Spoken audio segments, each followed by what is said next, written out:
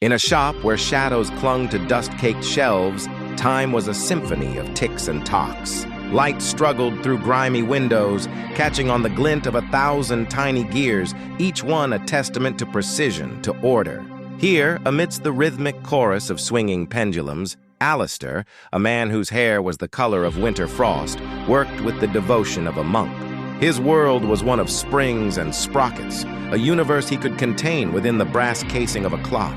Every piece he touched was a measured beat in the grand, predictable march of seconds, minutes, and hours. His hands, though wrinkled and frail, moved with a surgeon's certainty, coaxing life into inanimate metal. One afternoon, hidden beneath a forgotten canvas in the deepest corner of his shop, he found it. An antique clock, unlike any he had ever seen, its wooden frame weathered by unknown years. The face was a haunting, unnerving void of polished brass. No numbers, no hands, just a smooth, reflective surface. A profound curiosity, sharp and sudden, pierced through his quiet routine. He set it upon his workbench, the silence of its blank face an affront to the ticking harmony of his domain. He wound its key, but the clock resisted. It would tick for a moment, then fall silent. It would whir erratically, then stop altogether, as if mocking his lifetime of expertise with its capricious, stubborn refusal to conform to the laws of time he held so dear. Days bled into nights as Alistair's obsession grew.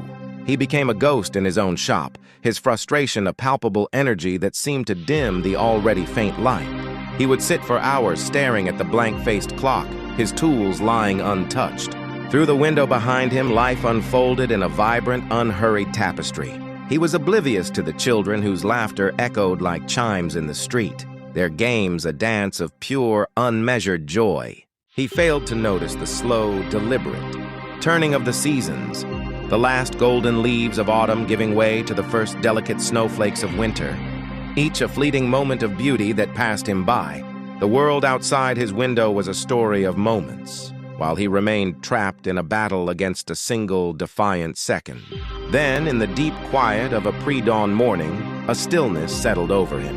His frantic thoughts ceased their clamor, and his gaze softened.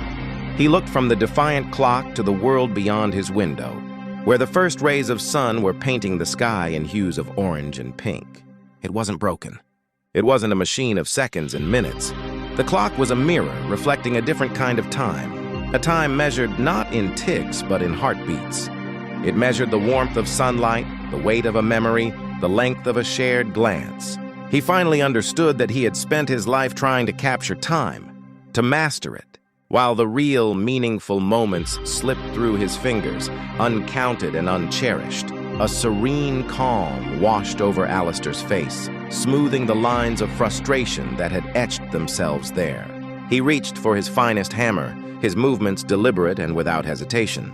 He turned to his masterpiece, a grand clock of gold and mahogany, its every gear a monument to his quest for perfect mechanical precision. With a single resonant strike, he shattered its glass face, the sound a sharp, liberating crack in the monotonous ticking.